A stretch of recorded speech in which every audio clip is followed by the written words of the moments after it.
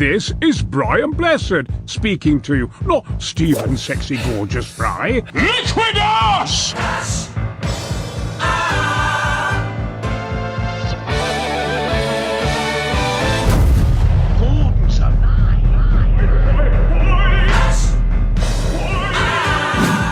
So are you excited? I hope you are. And I've climbed mountains and even worked with Sooty, for heaven's sake.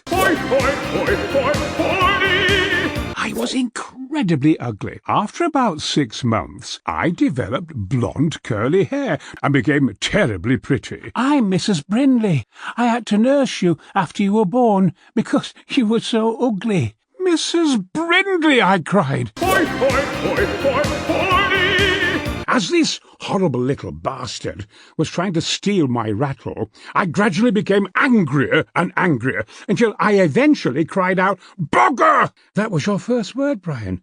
I was Highgate School piddling champion. There wasn't a wall in the school that I hadn't peed over. I held the dead cat over the table, squeezed its stomach as hard as I could, and watched with glee as the entrails and shit gushed from its arse. It was like something out of a Peter Greenaway film. Within a week or two, I was as comfortable with death and dead human bodies as I had been with dead cats. Now, you're not to worry, dear listener.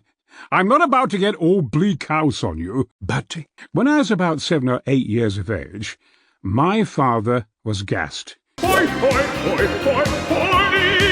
Now, I'm not normally a boob man, but in addition to her beautiful Renaissance shape, good old Mary had a pair of boobs, great big tits. And I don't care what you say, I'm going to ravish you. Do you hear me, woman? Ravish you. She put her arms around me and rubbed me. She rubbed me until I was raging warm. How I've still got a penis, I will never know. And what about all those great big tits? Fish and chips. Yummy.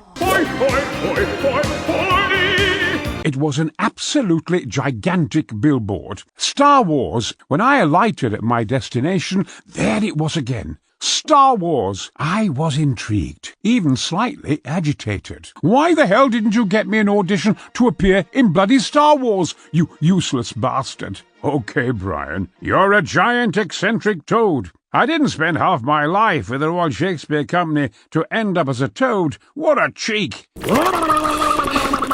Sounds like a wanking machine. Chapter 7. Gordon's alive. No matter where I go, someone will ask me to say, "Gordon's alive." When I'm going to the doctor's, "Say Gordon's alive." I'm walking down bloody Oxford Street, "Say Gordon's alive." I go to talk about Star Wars, "Gordon's alive," they shout. "Yes, of course he is, love. God bless you, love." I was halfway up Kilimanjaro once, when all of a sudden we came face to face with some Maasai. "Would you please say, Gordon's alive?" So there I was, halfway up the highest freestanding mountain in Africa, and I'm shouting, "Gordon's alive!" 5 minutes later, there's a horde of Russians. "You say, Gordon's alive! Hello, comrades, Gordon's alive!" Thus prompting a 20-minute standing ovation. Bloody love me, they did. 15 minutes later, the gates open, and David Cameron zooms up. "Brian, would you mind doing me a favour? I'll tell you what, dear listener. Let's all shout it together, shall we? 1, 2, 3. Gordon's alive, you buggers! Wake up! Liquid ass!